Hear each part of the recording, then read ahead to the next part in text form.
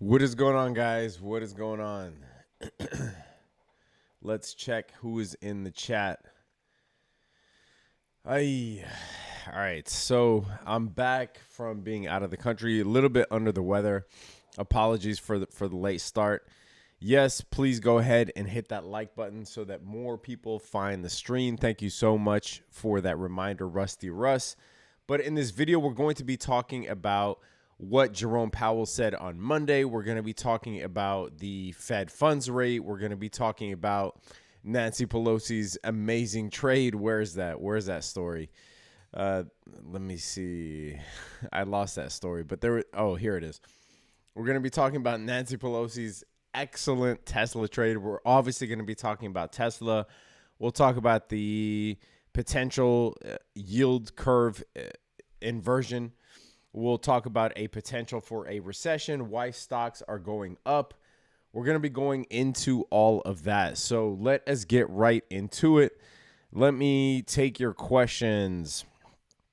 Regine, what's going on? Ranjit, Andrew, what's going on? Jabba, is AMC squeezing? Yeah, we'll talk about AMZ. Steve, what's going on? AJS, G Nick, Dilawar Singh, is Jay Powell speaking today? He already spoke. I think it was 8 a.m. Eastern time. But yeah, he didn't say much today. What he said on Monday was way more important than what he said today. So we'll get into what he said on Monday. Today, he was talking about digital dollars and the need for security as it relates to cryptocurrencies, etc. Boon Lang, what's going on? Blinky, Hemanth, or Hemnath, sorry. How are you doing? Project RT powered by Dogecoin says Z Insta be lit. Yes, I do post a lot of my travel stories and whatnot on Insta. But yeah, again, if you are, is there something wrong with the stream? I know that YouTube has been having a lot of problems with the stream today. But anyway, go ahead and hit that thumbs up and let us get right into it. I will get into your questions. So keep posting your questions as we go along. And yeah, if you have any questions about certain stocks, about, cryptocurrencies, whatever, let me know and I will get into it. Morning from Pico Rivera. What's going on, Mr. J? How you doing? Henry, too much juice. New with you, Connie from Vegas. What's up, Connie? Neo and Palantir. Okay. Tom Torek. Hi, Z. First time on here. What's going on? Stream is good. Okay. So let us get into what Powell said on Monday. Powell basically said that inflation is too high. After he's now, flexing his muscles after announcing a 25 basis point rate hike, basically the most benign and harmless rate hike that you can expect. I think that economists were hoping that he would go a bit harder than that. However, I understand the sentiment from the Fed that they don't want to rock the boat too much, especially as economic expansion is slowing down. So, likely going higher than 25 basis points might actually cause a shock to the economy, which they want to avoid. But at this point, their hands are tied and they have no option but to raise rates because inflation is skyrocketing. Now, what that means for stocks, or let's just say what that means for bonds, because bonds are a much better predictor of what is going to go on in the markets and a much better predictor of investor sentiment. The bond market is way bigger than the stock market. I know it doesn't seem like that because we're always focused on the stock market, but the bond market is where the real, really where the activity happens and can be a much better leading indicator than the stock market itself. So what happened in bonds is, because inflation is expected to, still be a problem, because the Fed is expected to raise rates multiple times consecutively, what happened to the bond market is what we call a bond market sell-off. And I'm going to explain a bit, and hopefully you guys stay with me. I'm going to explain a bit as to why the bond market sells off and why rates go up when the bond market sells off. So the bond market, just like the stock market, is based on supply and demand. And when bonds sell off, the price of bonds go down. When bonds are in high demand, the price of bonds go up, just like with stocks, right? But the rates go up when the price of bonds go down. Now, here is why that is. Let me see if I can illustrate this, and then I will get to your questions. But I know that there are always questions about the relationship between bonds and between one second.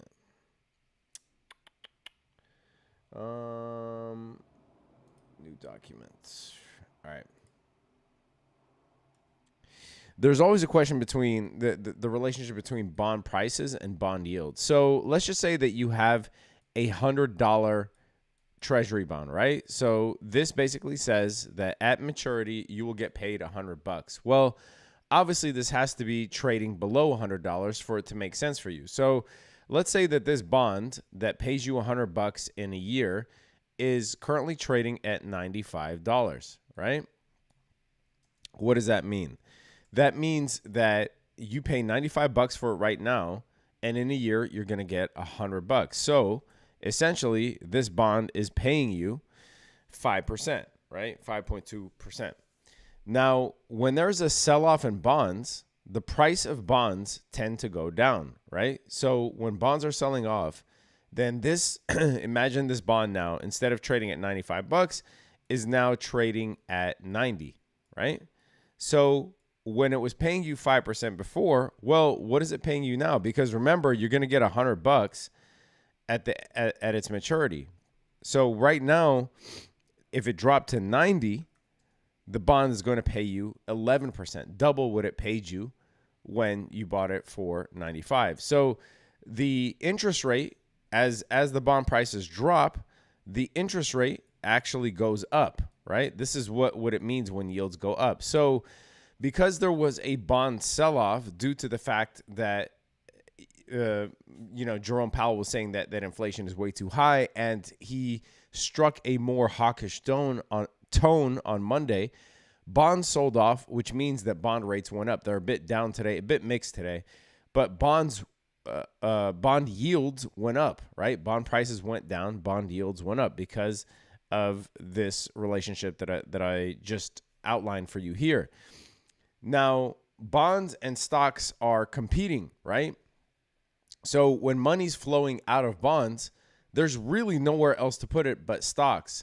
And that is why we saw a melt up in the stock market, because of the bonds selling off. So I know that this tends to get a bit confusing. And if you do have questions, I will answer those for you. Let me know if you want me to explain that again. But that is why, as bonds sell off, the price of bonds go down, the yields of the bonds go up, meaning how much they pay in terms of percentage. And when there's a sell-off in the bond market, we tend to see that money pour into the stock market. Now, there are a lot of oversold stocks, and we've outlined this before. I actually did a video at the beginning of the month about the top, I think it was 4 or 5 stocks to buy for March. And a lot of those were indices. So there was the healthcare sector of the S&P 500, which is XLV, which hit near a high. XLE, which is the energy sector of the S&P 500, nearing all-time highs once again. There was the consumer discretionary sector. I think it's XLY. And then, so XLY is a consumer discretionary. And then XL, what is the consumer staples one? XLP is the consumer staples one. So, these are all sectors that I like at the major moving averages. And then obviously you have the SPY and the triple Qs. Now, did we expect the market to melt up like this? No, I don't think anybody can time the market to that degree. However, when you see major indices and stocks at major moving averages and they appear oversold, they are at decent valuations compared to where they were for the last 2 years.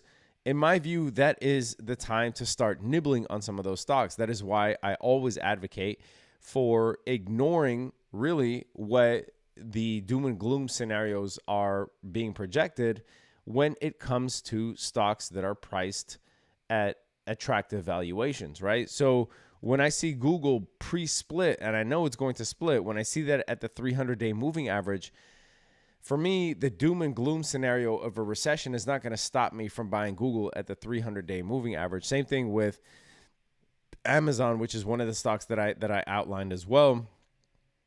And Amazon announced a split also at a major support level here, right? I talked about Walmart. I talked about Intel. There are a lot of stocks that were at a great value, in my opinion. Tesla is actually ripping it because they just finished the gigafactory in Berlin, which is going to be their major factory, their major hub for Europe. And they're expected to be able to produce about 500,000 cars out of that gigafactory in Berlin. And we are now seeing Tesla skyrocketing above $1,000 once again. Now, I'll admit I did not buy Tesla on this last dip. Tesla is one for me that I just tend to hodl. I bought quite a bit of Tesla a few years ago, and for me, it is a hodl, really a hodl stock. Now, I will trade the options because Tesla sometimes does trade in a pretty predictable range. Selling cash secured puts is very lucrative on Tesla. I haven't been assigned on a cash secured put in over 2 years. And by the way, if you guys want access to all of our trades, link is in the description below. Would love to have you. So come join us, be a part of the group. We trade stocks, options, crypto. We're starting to delve into futures. We do options day trading. We have the options bots that we set up. Not only the options bots, but we also have the stock bots, the crypto bots. There are a bunch of bots that we set up that will help guide the way for what is going on in the broader markets for sure. All right, let me get to some of your questions. Anonymous donated $20. Thank you so much for your donation, whoever that was. I know I missed a lot of questions here. Hold on. Someone direct messaged me impersonating you recently. Looked so real. No, Susan, it didn't look real because I would never do that. Z, the legendary trader. Were you just in Philippines? Yes, I was in the Philippines. That's where I was. All right. Let's see. Good morning, Z. What's going on? Good morning. Are we buying QQQ? Well, the time to buy QQQ was honestly, back when it was at the 300-day moving average. It's still near there. I don't mind dollar cost averaging here for the long term. So yeah, I mean, it did break out of its descending channel, but QQQ is, to me, is at an attractive level here. We still might see a downturn in stocks. Again, I'm paying attention very closely to this yield curve because this is the yield curve between the 10-year and the 2-year yields. Again, I will explain this if you guys want me to. I've gone over it in previous videos, but if this gets to 0 or below, this has preceded a yield curve has basically preceded a recession every single time since 1950. Now, not every recession was preceded by yield curve inversion, but every yield curve inversion preceded a recession going all the way back to 1950. So if this gets to 0 or below, yes, you can expect a recession. We are in very weird times here because, we did have economic expansion post the COVID crash. We are still in a territory nearing record GDP growth. Unemployment is at near all-time lows. So we don't really have the recipe for a recession. However, price instability is the highest that it's been in 40 years, and it doesn't look like it is going to end anytime soon. Supply chain issues are rampant, and we also have the geopolitical issues going on in Europe, which will directly affect the American markets and the global economy as well. So there are a lot. This is a very unique scenario where there's a mixed bag of indicators, strong and weak, right? The strong indicators being economic expansion, being wages and unemployment. However, price instability is rampant, as I said. And you have the geopolitical issues. Also, we have the concept of raising rates in an economic slowdown. The time to raise rates is not when the economy is slowing down. That rarely happens. And when it has happened, it has caused short-term shocks to the market. So there's a lot of conflicting signals at the moment. Anyway, let me get your questions. Are we going bear market or bull market? I don't understand. Manu, that's a very vague statement. I mean, time frame matters, right? When you say, are we going bear market or bull market? What time frame are you talking about? Also, the NASDAQ already hit a bear market, which means a drop of 20% or more. Astra Space, can we look at Bingo? Is it reversing? Guys, lay off of the shit stocks. For the love of God, lay off of the shit stocks, please. This is probably one of the only times that I will agree with Cramer. But last week he says, I'm begging you, sell stocks of unprofitable companies. If this market has taught you anything, see, look, 2021 was a very different market for the two types of investors, right? So the ones that stuck to quality and blue chips, 2021 was an amazing year. Only, bested by 2020, really. 2020 was just an anomaly.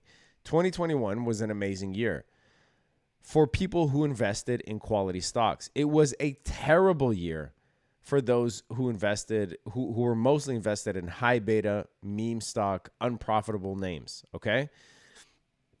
And you could see this playing out depending on who you talk to, right? And I see it in my comments all the time. Like in 2021, when I was saying, we bought the dip on XYZ, our portfolios are looking good, we're super green, etc. I would get so many comments saying, what the hell are you talking about? I'm deep red. We're in a bear market. This is a market crash, because the portfolio allocation really dictated what type of year 2021 was for you, okay? But if the market taught us anything, it's that SPACs, meme stocks, high beta stocks, unprofitable companies, the market is going to punish you for holding those. That bubble has burst, right? That was the dot-com bubble of post 2020. It was very similar to the dot-com bubble. Now, the reason that the whole market didn't fall was because the profitable companies like Apple, Microsoft, etc., mostly big tech, had record earnings. And so they were propping up the market. But if you look beneath the surface, if you look beneath those names, 90% of stocks had a bear market. And the meme stocks, high beta stocks were even worse. If you look at Kathy's stocks, for instance, we routinely are seeing stocks that are down 60, 70, 80%. Think of Zoom, Roku, etc. So for the love of God, please lay off of the shit stocks and use this as an opportunity to rotate into quality. I've been saying this time and time and time again since really 2020, 2021, because in 2020 you could have gotten paid, trading shit stocks, but really since 2021. And this is probably one of the only things that I'll agree with Cramer about is, use this rally, this relief rally, as a springboard to lay off of some of your shit stocks. Okay. So please, and don't let a short-term rally incentivize you to YOLO harder. Does Bingo look like it's reversing? No. Bingo looks like it's just trading sideways really for 2 months now. This does not look like a reversal to me. And then someone mentioned Astra. I know that there was news on it recently, but and another shit stock. So yeah. All right. Seva on fire, Sen on fire. Okay. Hi Z, you talk exactly like Will Smith. You know what? You're not the first person to say that. I'm not kidding. You're not the first person to say that. With inflation like this, bonds don't seem very attractive. You're right. That's why there's a bond sell-off. Stock surfing says. You're right. All All right. Why isn't Google in your long-term portfolio? It is. And I even announced it on the Discord. Let me see when I announced it. There, January 10th. We announced the buy in Google, as well as on February 8th. So yeah, Google's definitely in there. All right. Can you talk more about the bots and which criteria the bots use to recommend trades? Okay, so here are the bots that are in the Discord. We have option sweeps. Sweep orders are basically large institutional orders that are split up over a number of exchanges, right? So these try to dictate where there is a lot of volume for which options. Dark pool orders are basically stock flows, big purchases of stocks, big block purchases of stocks by institutions that happens off of the exchange. The options trade bot, this one I use when there's confirmation along with when there's confirmation and when the option itself is trading according to the market trend. So here you see NVIDIA 267.5 call expiring March 25th, 77% confidence. So I usually look for something that has over 70% confidence. And then I will look at the stock chart and see if that, if I can find justification for a bullish sentiment on NVIDIA. And you can see here there is a double bottom on NVIDIA. And, March 25th, what does it say? It says NVIDIA 267.5 call March 25th. Yeah, I mean, this one, the time decay on something that expires that short is a bit too violent for my taste. But, if the stock market melt up is going to continue, I could see how or why that 267.5 call would make sense from a YOLO perspective, especially after this double bottom bounce here. And the fact that we are seeing a lot of volume coming into NVIDIA because they do have their event going on right now, their 3-day event.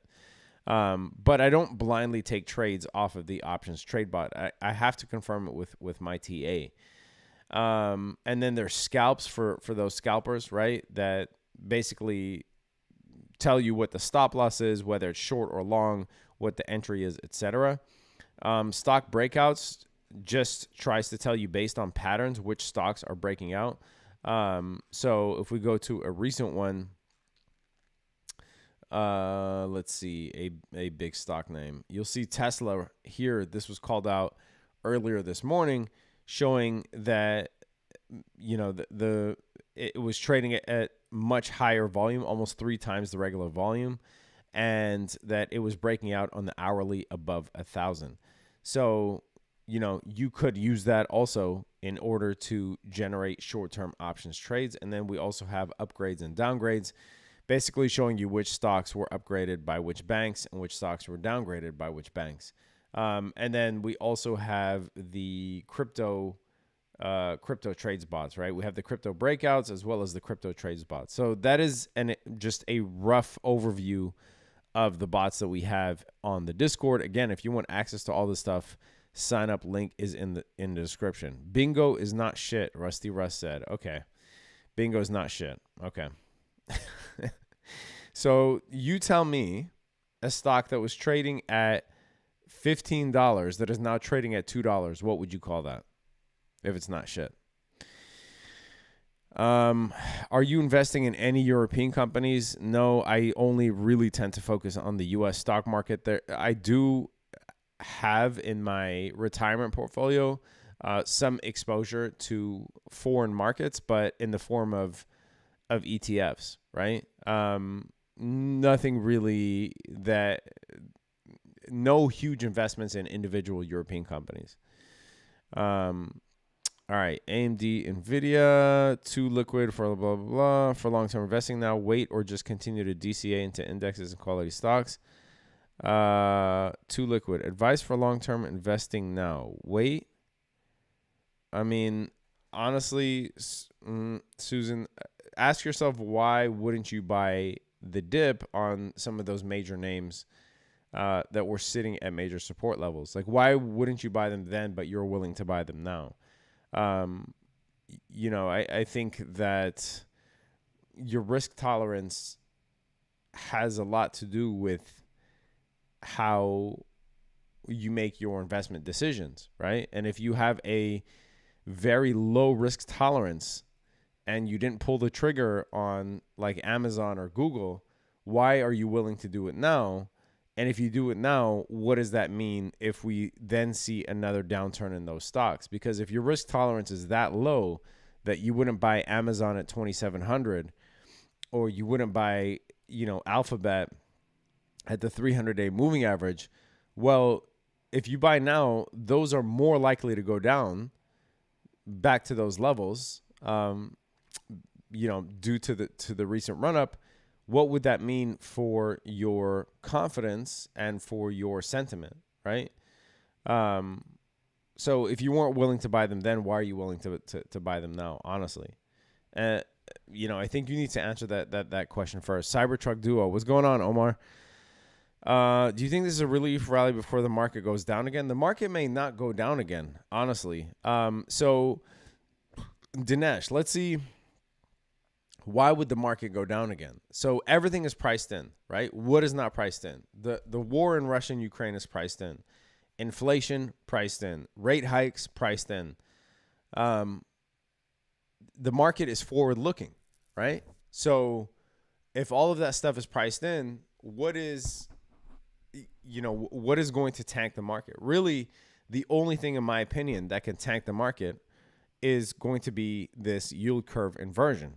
So if this yield curve, if the spread between the 10-year and the 2-year keeps dropping and we near zero, then yes, I think the markets will experience another downturn. Other than that, everything is priced in, right? It really is. So, I don't really see a reason for the markets to really tank like that. A lot of the stocks that traders wanted to buy, that investors wanted to buy, were at major oversold levels. All other stocks have already hit severe bear market territory. So,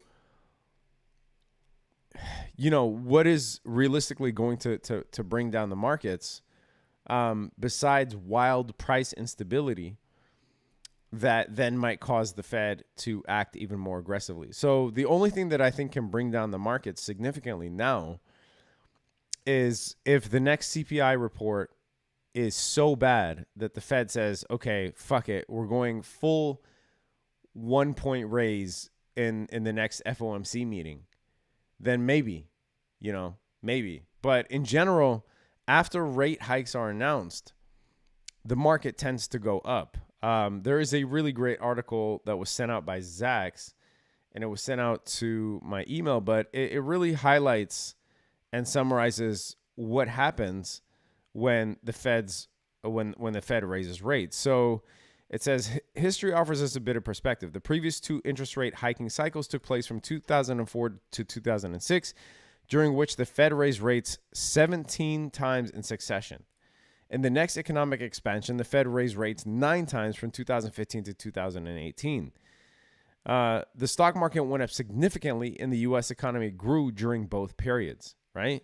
So those were both rate hike cycles, and the U.S. economy and stocks went up considerably during that time. It also says that, really the 0.25% to 0.5% is still very low and represents accommodative monetary policy. That does not represent aggressive monetary policy that's meant to fight inflation. And it says, and even if the Fed carries through with several rate hikes this year, the Fed funds rate will probably finish 2022 around 2%. Again, still quite accommodative by historical standards. And for those of you that are fans of this channel know that, I've gone through the history of rate hikes. when the Fed funds rate was 20% in order to combat double-digit inflation. But again, unemployment was high then too, and we had, we were basically combating high unemployment and high inflation. In this case, we are trying to combat high inflation. Unemployment is low, wages are high.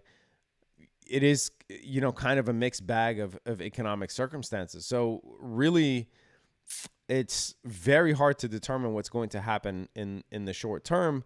But again, ask yourself, what isn't priced in that will tank the markets? I don't think there's much that will tank the markets here besides a very high CPI print that will then cause the Fed to shock the markets with a higher than expected rate hike. And even then I will be buying that dip for sure. But yeah, I don't know that the market tanks from here. I just don't see what would bring down the markets. Again, besides this 10-year, 2-year yield curve inversion, if this inverts, then we will likely see a market downturn. But remember that yield curve inversions aren't the recessions that happen after yield curve inversions are actually very slow to come. If you look at the history of yield curve inversions, and if you want me to explain the yield curve inversion, I will.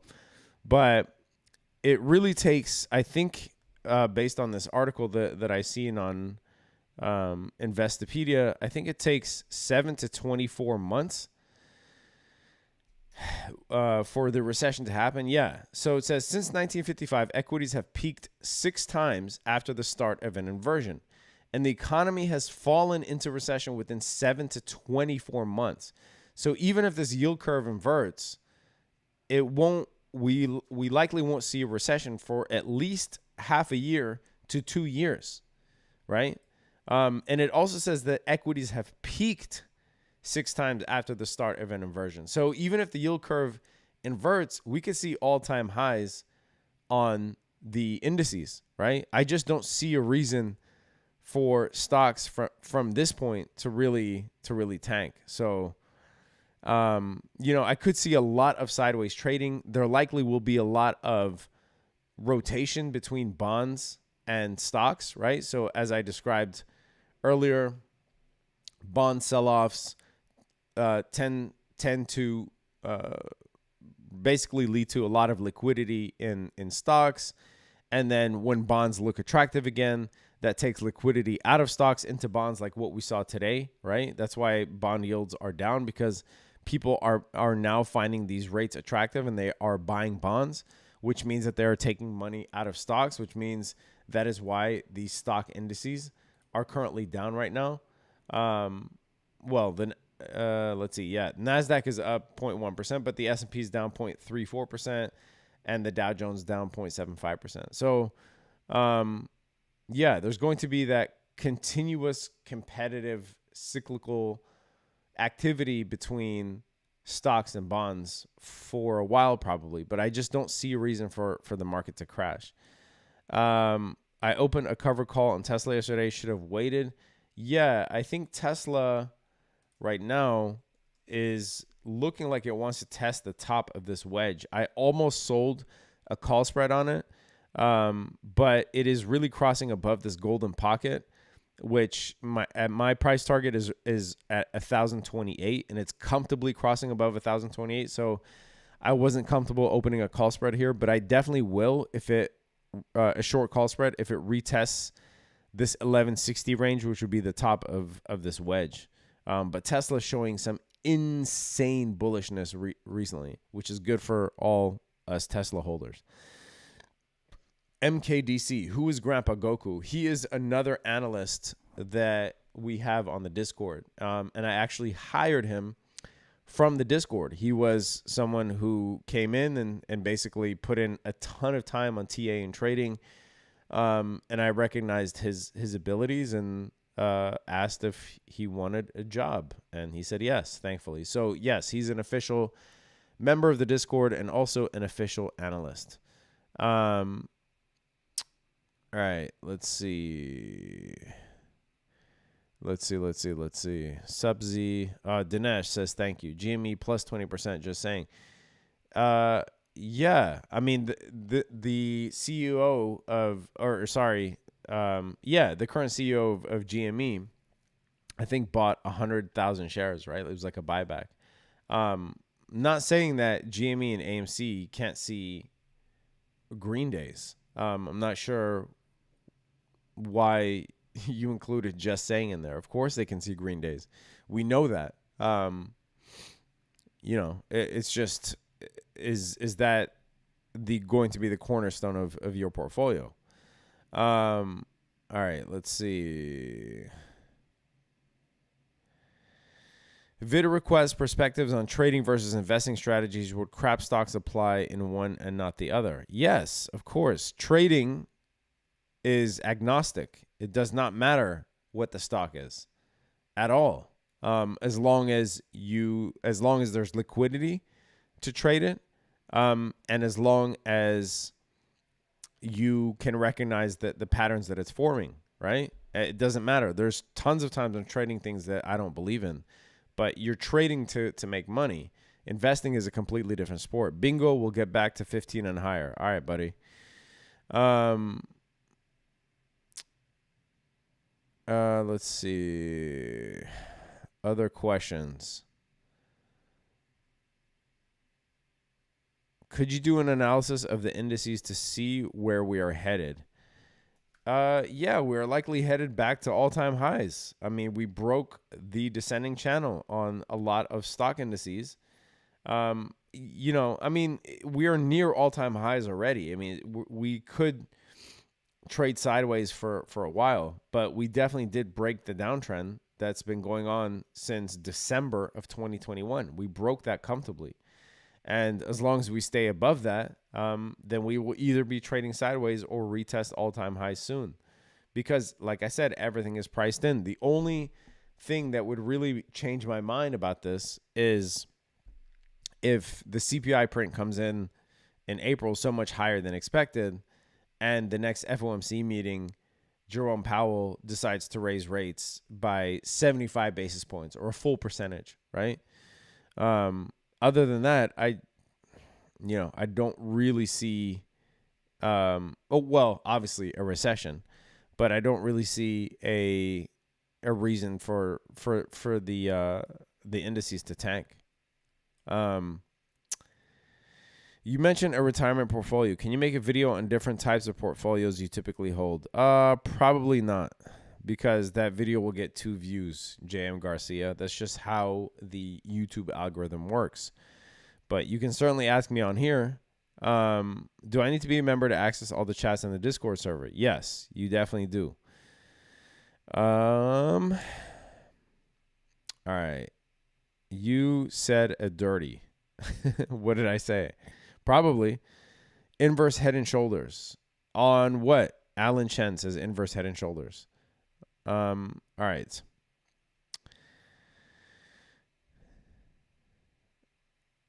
Let's see.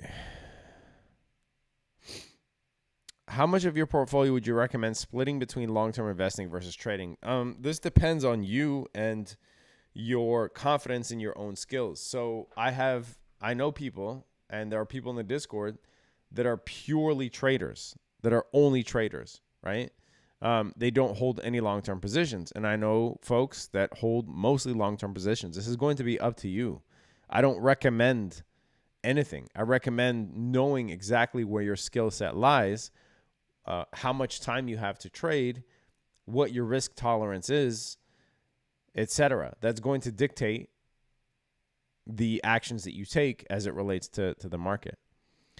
Dinesh, great insights, fam. Yes, please explain yield curve inverses. Okay, so real quick, and not to bore the shit out of you, the 2-year is considered the benchmark short-term treasury rate. The 10-year is considered the benchmark midterm or long-term treasury rate, right? These are U.S. treasuries. Basically, they are considered the most secure assets and the most secure fixed income assets on the market, and you could say in the world, okay? So when you buy a 2-year treasury, it pays you a coupon, it matures in 2 years, etc. Same thing with the 10-year. Now, what do you expect? You expect, obviously, for the longer term bond to pay you a higher percentage than the shorter term bond, right? It just is logical sense that if you're going to commit to a longer period in time, that the 10-year pays you much more than the 2-year, okay? And that is the case right now. An inversion happens when the 2-year pays you more than the 10-year. Now, that doesn't make sense, right? Because it shouldn't. And that's why it is very rare. However, that is why when it happens, we tend to get a shockwave to the markets. Now, how does this happen? Well, it happens because investors are so scared of inflation that they start selling off the short-term yields, the short-term bonds, right? They're just selling them off like crazy because they don't want to tie up their money in a shorter term bond if inflation is going to wreak havoc in the short term. So, if we're expecting inflation to be 7 to 8% year over year in the next 2 years, why would you tie up your money in something that only pays you 2.15% for the next 2 years, right? Your inflation is going to beat out your investment in this treasury. So what happens is they start selling off the 2-year. And remember, back to our example, when bonds sell off, right, the yields go up. So there's so much selling off in the 2-year, and there's a lot of buying in the 10-year because folks want to lock up their money for a longer period of time, that the 2-year yields climb above the 10-year yields, okay? And that is usually what causes a recession because there are a whole host of impacts that arise from a yield curve inversion. There's impacts on consumers, on mortgage lenders, on mortgage holders, on fixed income investors, on equities, on the corporations' ability to borrow short-term money, etc. Right? It really just flips the whole fucking economy upside down. So if you want to know exactly how it affects each sector of the economy, those sectors that I talked about, look up the impact of an inverted yield curve on Investopedia. This is an excellent article.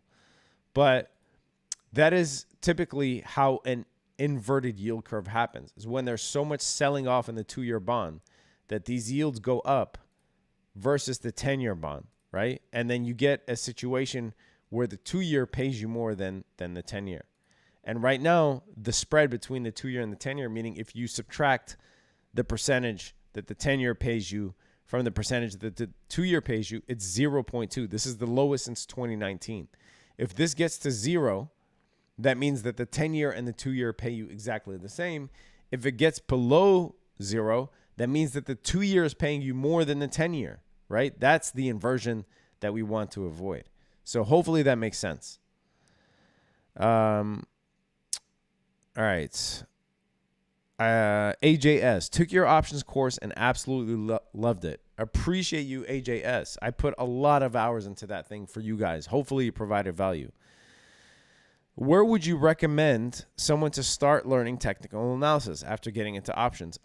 Start with the free video that I have on YouTube about technical analysis. Just search for the Traveling Trader Technical Analysis and you'll see it. And then go from there. You're going to really want to focus on first finding support and resistance. Then you're going to want to focus on pattern reading, right? How to read patterns. And then you want to start focusing on things like moving average crossovers and indicators. So I would say that is the progression. Finding support and resistance, pattern reading, using moving averages and indicators, right? Rena Kwong says, very clear explanation. Oh, about the yield curve? Yes, appreciate it. Thank you. Thank you for that feedback. What makes the yield move up or down? I was not paying attention. Robert, I'm not going to go over it again because you weren't paying attention. Anonymous donated $25 to St. Jude's. Thank you so much, whoever that was. As I said, Robert, say you have a $100 treasury note, right? and you're paying, say that is currently trading for $95, that means that your yield on that is 5%, right? Because you buy it for $95, and in a year it pays you $100. Okay. Now, say that they're selling off in that bond, meaning that investors are selling this off on the market, and the price drops from $95 to $90. Now, this treasury is paying you 11% because you're buying it for $90 and you're going to get $100 at the end of its maturity. So now, instead of it paying you 5%, it's now paying you 11%. So when bond prices drop, yields go up, right? So I'm not going to go over that again. I already went over it twice. What's causing this market to move right now? Maria, I talked about this in the beginning. There's simply nowhere else to put your money. Everything is priced in, and bonds are selling off, right? So there you go. Z, for the options day trade watch list, can we use it both ways in the same day? Yes, you can, but pay attention that the most significant moves will happen at the market open and at around market close, like power hour, right? Those are the most volatile moves. What happens in between, yes, you can, but it's going to be a lot harder than doing it at market open or near market close, because those are the times that you get the most violent moves, and you want the most violent moves if you're trading breakouts. Sideways activity is not good for breakout trading. Yield is the profit. The less you pay for it, the more profit. That's a good way to put it, Dave. That's a very good way to put it. Very simplistic and understandable way to put it. How do you feel about Baba? Stock surfing. Don't ever ask me about Baba again. I think that you want to get a certain type of reaction from me. I don't invest in Baba at all. I don't believe in investing in a company that is artificially restricted by the government, whose CEO is nowhere to be found. Any opinion on Adobe at current prices? Any opinion? Well, their earnings were kind of muted, and they are down almost 10%. So, I would say you should wait, because if Adobe falls below 410, we can likely see this 380, 390 level, which was the high before the pandemic. So I would be eyeing that level, but it provided pretty weak guidance on earnings. So I would say wait. Don't take the first huge red candle as a buying opportunity. Guys, hit that thumbs up. Let others find the stream, please. All right. SoFi bull flag on daily about to break out. SoFi is not in a bull flag. SoFi is in a descending channel that is so ugly and so violent that you can literally wait for it to pop out of this channel. This is not a bull flag. This is a descending channel going all the way back to November. This is over 5 months in play right now. So I would hold off until there's confirmation. All right. The sentiment of the market still seems extremely cautious, in my opinion.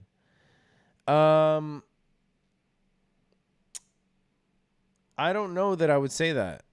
I would say it's a mixed bag. Okay. So I was looking at this article here, and it basically says that most of the activity has been by retail investors. So as purchases of U.S. equities and ETFs rebounded to year-to-date averages of about $1.3 billion a day. The buying points to retail investors driving the recent bounce back in the stock market. So there is a lot of FOMO buying, a lot of hype buying, a lot of dip buying. And I would have to do more research today to see what the breadth of the market looks like as it relates to institutional investors, not retail traders. Retail is usually, the ones that get dumped on. And they're usually the ones that are the most fickle as well, right? So retail traders are very subject to momentum. So if this starts selling off, if this market starts selling off, then retail traders will be the first to abandon their positions. And you can see a potential snowball effect back to recent lows if that happens. But I will have to do more research as of the last week in terms of institutional money breadth in the market, because a lot of this does seem to be retail traders. But certainly since the middle of March, really since the FOMC meeting, it looks like institutional investors are ready in the short term for a risk on sentiment. So I don't know if the sentiment right now is extreme fear. I think it's a mixed bag, but we did pop above this descending channel on the indices. So I wouldn't say that the sentiment is very fearful at the moment. For the Fibonacci levels, do you use the 1 year time frame for high and low? No, I use swing high and swing low on the 1 day. All right. Are we playing Neo earnings? Probably. When does Neo, favorite YouTuber? Thank you, CG. When does Neo report earnings again? Did they report? Is this accurate? Did they report tomorrow? I know that their dates are always off. I know that they announced their delivery numbers, but I would be, I don't know. I think playing Neo earnings, especially with this trend here, and it is coming right at resistance of this trend, Neo would have to impress beyond belief to break this trend. This trend going all the way back 5 months now. Yeah, I don't know. I might play a neutral or potentially slightly bearish spread on Neo. I don't know that I'd play a very bullish strategy on Neo, but we'll definitely see. Yes, tomorrow, March 24th. Okay. I was wondering if it's a good idea to buy SOX L for the long term. Yes, I mean, if you're bullish on semiconductors, sure. It depends on what you mean by good idea, but I did highlight SOX L back when it was at support, right around the time of the FOMC meeting. It was at major support going all the way back to a year and a half, December 2020. So I liked SOX L at that level for sure. All right. When should you roll Tesla covered call option in red? I don't know. I don't know what your strike or expiration is, so I couldn't tell you. Dumb money. Yes, most retail would be considered dumb money. You looked into Astra Space. Not my type of thing, honestly. Any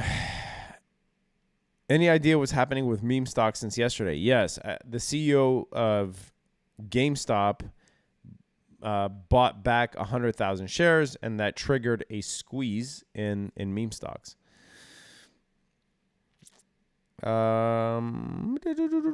Thanks. I guess you wouldn't know what to answer to my question. I'm not sure what you're talking about, Rusty. Apologies. What is the purple indicator on the screen? That is the RSI, the Relative Strength Index. What is the fear gauge looking like? I don't know because I don't look at that. I think the fear gauge is one of the worst ways to assess the markets. What you want to look at is the volatility index, which is the VIX. And right now, the VIX is trading at lows that we haven't seen really since February. However, most of this year, the VIX has been above 20, and we really want it below 20 in order to assess whether this is a stable market or not. However, considering that the VIX right before the FOMC meeting was almost near 40 and now it's trading at 23, shows that the market so far is not as fearful because everything is priced in. So to me, this makes sense. All right. Rusty Russ about bingo. Not sure what your question was. Honestly, sorry. In your Discord, do you list your option plays daily? Yes. It looks like this in the Discord. Here it is. Here are the daily watch lists. You could see that yesterday calls absolutely crushed it. We had the triple Qs, SPY, and Facebook all going insane yesterday. But yes, every day we post the day trade watch list. All right. How would you go about DCA if you have a lump sum sitting around? Well, Jonathan, same thing that I told Susan. Why wouldn't you buy earlier? Like, what is making you want to buy now and not before? So why wouldn't you be willing to buy Alphabet at the 300-day moving average at 2,400 or Amazon at 2,700? Both of these knowing that they were going to split. Like, why wouldn't you buy these stocks then and now you want to buy them, right? So the longer that you wait to buy something, the higher chance that it's going to drop in the short term, or at least react in a volatile manner in the short term, as opposed to buying as support. And if you're the type of investor that's risk averse, which is probably the reason that you didn't buy it in the first place, then what are you going to do? How would you grapple with the short-term drop effects of buying after a major rally, right? This is something that you're going to have to really only you can answer. Why didn't you buy before? Why are you looking to buy now? Because I can't tell you to buy now if you weren't willing to buy at major support, right? Because now if you buy Amazon at 3,300 instead of 2,700, and Amazon starts dropping back down to below 3,000, you're going to be really pissed. So, if you didn't buy at 2,700, why are you considering buying at 3,300? Can you do a quick tutorial on RSI and how you use it? Search for the traveling trader divergence. Okay. The traveling trader divergence. And you'll see I did a whole video on it. Thank you for your question, Rob Sipe. All right. Can you look at Disney and what MA it is sitting at? Okay, let's look at Disney. Currently not sitting on any moving average. Disney just really sitting near support. I do like it in the 130 range. It is seeing a little bit of bearish momentum because I think Disney in China closed down due to a rise in COVID cases. But I don't mind Disney at this level for the long term. I think it'll be a while before Disney can get back to above $200 again. But it is not a bad dollar cost average point here. The only thing I'll say is that if inflation keeps ticking up, Disney is a stock that it's a consumer discretionary stock that will likely be affected by worsening inflation, right? Because as inflation ticks up, imagine you now having to pay, I don't know, $200 for a ticket to go to Disneyland. Might not be a attractive proposition for those who are dealing with inflationary pain, right? So, but I don't mind it in the 130s for the really long term. When you sell credit spread, do you prefer to sell 0.2 delta or play depends on the pattern? It depends on what you're talking about. Put credit spread, call credit spread, whether you're bullish or bearish, and it depends on the pattern. And it depends on how much you're getting paid for the spread, right? All right, let's see. Biden is in Belgium. Stock market dropped. Okay. I mean, I think isn't Biden in Belgium? I think they're talking about potentially more European sanctions on Russia, right? Would you long VIX? You know what? That's actually not a bad hedge to whoever asked that. Would you long the VIX? Yes, I think that I would open a long position on the VIX as a hedge for sure. I wouldn't make it a huge main position, but yeah, I don't mind opening a long position on the VIX for sure, especially after this recent drop.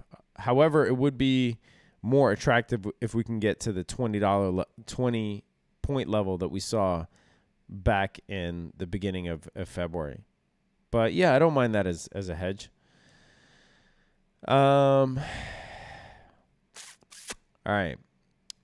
Any thoughts on Sphere Coin? No, I don't have thoughts on that. But you can ask Coach. You can ask the crypto coach in the Discord if you're part of the Discord. I personally don't have any sort of strong opinion on it. All right. TA on Micron. This will be, I think, the last question before I get back to the Discord and get back to trading. Micron's chart looks really ugly here. It created a double top, confirmed it, found support at around the $68 level. I don't mind dollar cost averaging here. It does have earnings coming up. If you're risk averse, you will likely want to wait until earnings. Although last time it broke perfectly out of the bull flag on earnings. But yeah, I don't mind Micron here in this price range. It's just the pattern itself doesn't look that attractive. There isn't anything bullish in the pattern itself. As a matter of fact, this looks like a potential bear flag. But yeah. Thank you, TTT. Yeah, no problem. All right. Disney tickets are already 200, but I get the inflation point. Yeah, for sure. Also, wheat. What is going on with wheat today? Let's see. Is it back up? Oh, wow. Okay. Yeah, there looks to be a bearish engulfing flag on wheat, but it's still extremely highly priced, especially compared to what we saw in the beginning of January. That's for sure. But yeah. All right. I'm going to Rusty Russ. Jesus Christ, man. Lay off bingo. Jesus. You keep mentioning bingo as it, this is not a bingo live stream. When dealing with a small account, is it better to have many small positions or diversify or fewer larger positions? It is, you would not trade or invest any differently in a small account than you would in a large account. That's what I'm going to say. So, yeah. What's the one stock to save if you lost everything, could only save one? I don't play trivia games like that when investing. So, I don't know. All right. That's not a real scenario, right? I'm not sure what the point of that question is. Just stick to a proper investing strategy where you're investing in quality stocks, mostly quality stocks. I don't invest more than 10% in any one stock. Just look at how the indices are formed and try to mimic that, right? I don't play this. What is the one stock that you would? Nah. Thanks for the free info. Yeah, no problem, EA1. All right. So I'm going to end the stream here. And I'm going to get back to the Discord. For those of you that are part of the Discord, I will see you on there for sure. We'll be sending out trades. So look out for those. If you want to be part of the Discord, sign up. Link is in the description below. But I always enjoy doing these, and I will do more for sure. More to come. So thank you guys for joining. Thank you to those who donated to St. Jude's. Stay